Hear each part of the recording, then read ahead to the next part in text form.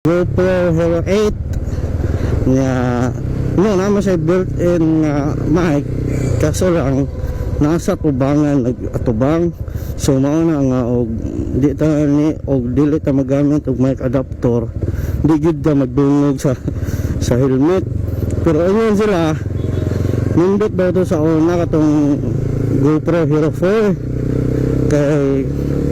goods ko na og quality ang iyang audio ba nya kay ba na ta money is everything nga na nga si GoPro gibuwag kama over ba gibuwag niya ang kuan nga dapat mo palit og kuan kana mic adapter para another expense o, labi na sa mga nga vlog diha nga motor ba. So to be honest, ang kaning kuan GoPro Hero mic kaning mic adapter o brand new siya naa siya sa mga 3,700 o depende o basta mao yun ako makitaan sa Shopee o Lazada, nasa mga 3.6 to 3.8k ang iyang presyo basta brand new. Kung yung kuan yung mga second hand mo lang mukabat siya 1.5 to 2k depende sa quality o gusto o goods pa ba siya na so kanina napalit mo lang na 2k pag last year natay ka-deal po mo katong 1.5k ra ang Raptor niya kadaduha man kay mura mag naikinit-kitan mo to pending lang sa anto nakakita kita ko guys karang nindot pa o quality ang adapter ba maski second hand na siya nya ang katong foreigner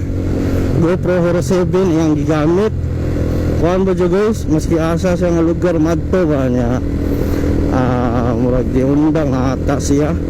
pero sige gapon siya kuan kanang mutik o video sa mga lugar na gito ang nag-istorya ang may kadiyot nahurot mo lagi atong in English lagi eh sa Pinoy yata ito yun siya nga kuan i-follow daw niya sa ang FB page o sa kuan sa YouTube iya i-follow ang Motofrank kaso lang bilang mao sa una duha raman itong Motofrank akong ma-search sa YouTube katong foreigner o kita nga karon tulo naman nga